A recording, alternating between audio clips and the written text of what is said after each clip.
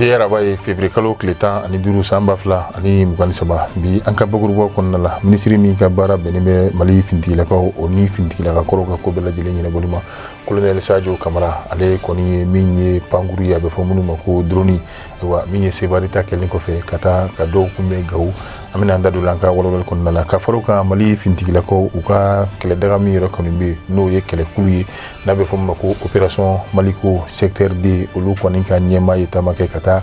Kidal an bɛna an da don o fɛnɛ la ka fara ka Sikaso Jalaki o bɛ ɲini ka ta ka ɲɛsin min ye an ka lakana tigilamɔgɔw ma ni kɛrɛnkɛrɛnnenya la n'a bɛ fɔ min ma protection civile wari ka d'a kan ko du dɔ kɔni ye tasuma sɔrɔ yen nɔ u ma sɔn ka taa olu bɔ gɛlɛya kɔnɔ an bɛna an da don o fɛnɛ la an ka walawalali kɔnɔna la ka fara kan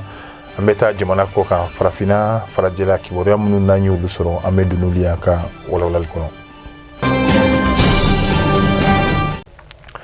Ka bɛɛ fo ka bɛɛ lajɛlen waleɲuman dɔn i b'a fɔ an y'a fɔ cogoya min na minisiri min ka baara bɛnnen bɛ Mali fintigilakaw ani lakana baara bɛɛ lajɛlen sabatili ma colonel Sadio Kamara ale kɔni ye kɛlɛkɛminɛ min kɛrɛnkɛrɛnnenya la n'a bɛ fɔ olu ma ko drone ka se ka caman ko o kunbɛn min n'a kɛra Gawo yɛrɛ kɔni kɔnɔna la a ka laseliw na a y'a jira k'a fɔ don nataw la min ye ayiwa drone a ɲɔgɔnna si wɛrɛ olu kɔni bɛna taa kunbɛn jamana fan wɛrɛ la a ka ja jamana ayiwa faaba yɛrɛ kɔni kɔnɔna la n'o ye Bamako yɛrɛ kɔni yan nɔ a bɛna kɛ kɛlɛkɛminɛ ye n'o ye drone ye a bɛ fɔ minnu ma ko type Baktar TBD minnu ni olu ye Turki jamana olu yɛrɛ kɔni ka dilanni ye ka se ka lakanaw k'olu sabati an ka jamana kɔni kan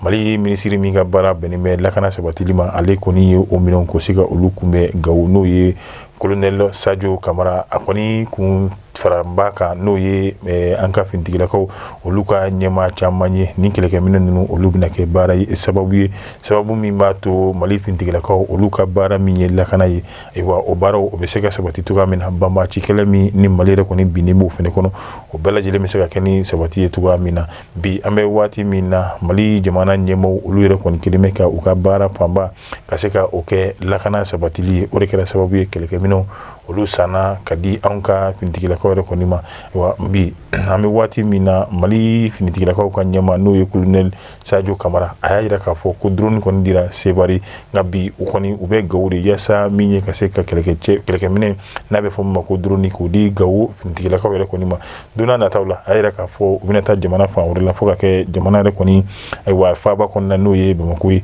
taama yɛrɛ kɔni sen fɛ colonel Sadio Kamara kɔni ye Mali finitigilakaw u ka ɲɛmaaso minnu bɛ yen nɔ ani olu kɔni ye ɲɔgɔn ye kɛrɛnkɛrɛnnenya la Gawo kɔnɔna na ka se ka kuma lakana ale ni basigi kumaw yɛrɛ kɔni ka Gawo jamana yɛrɛ kɔni kɔnɔna na hakilina jiginna colonel Sadio Kamara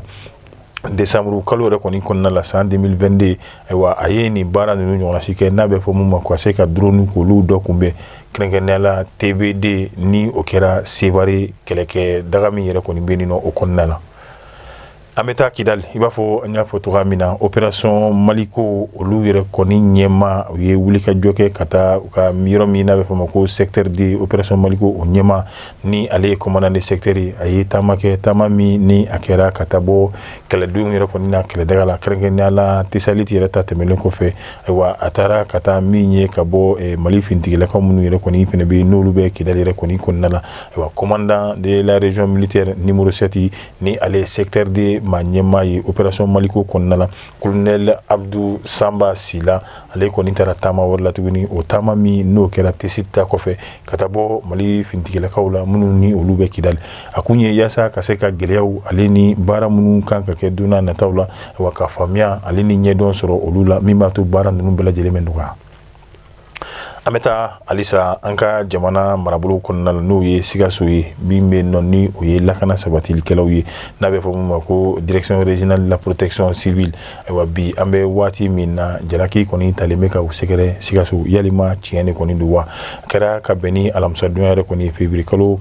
tile 9 ka taa bila jumadonya la février kalo tile 10 san 2023 ayiwa du min yɛrɛ kɔni bɛ n'a bɛ fɔ a ma ko famille Sanogo min ni a bɛ gidɔrɔn yɛrɛ kɔni na gidɔrɔn min tɔgɔ bilalen bɛ Senegal jamana ɲɛmaakɔrɔ n'o ye Abdoulaye Wade a bɛ Sikaso dugu yɛrɛ kɔni kɔnɔna la o ye tasuma yɛrɛ kɔni sɔrɔ o tasuma min ye so minɛ a kɛra min ye sɔgɔmada fɛ nɛgɛ kanɲɛ 2 ka taa bila kanɲɛ 3 o tɛmɛlen miniti 43 waati ayiwa nka wele yɛrɛ kɔni bilara min ye sapeur pompier yɛrɛ kɔni ma maa dɔw ka ɲɛfɔli la nka olu kɔni ma sɔn ka bɔ ka taa min ye ka se ka tasuma in k'a dalakuru o kɛlen bɛ gɛlɛyaba ye bi Sikaso kɛrɛnkɛrɛnnenya la protection civile ale ni Sikasokaw olu yɛrɛ kɔni ni ɲɔgɔn cɛ bi.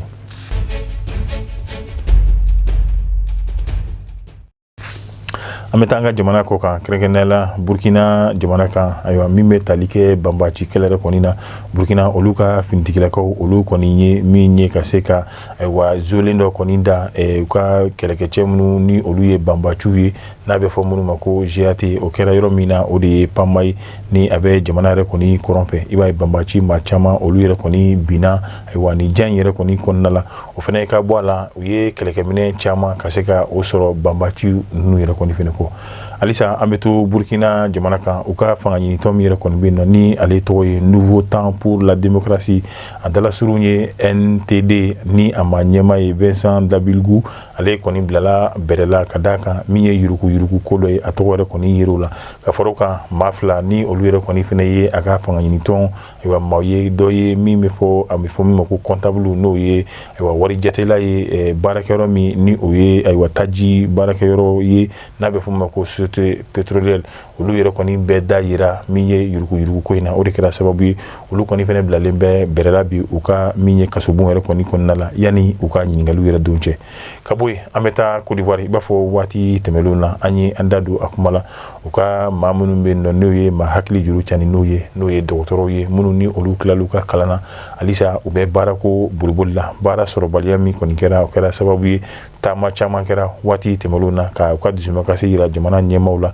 min b'a to olu ka baarako bɛ se ka kɛ sabati ye cogoya min na nka halisa an bɛ an nɔ kelen na o de siratigɛ la tuguni u ye a laɲini ka bɛn ni février kalo tile 22 ye olu kɔni bɛna taama wɛrɛ kɛ taama min n'u b'a kɛ ka taa fɔ u ka jamana gouvernement ɲɛmaaso n'o ye primature yɛrɛ kɔni ye ka se ka t'u ka dusumakasi ka se ka yira jamana premier ministre yɛrɛ kɔni o fana la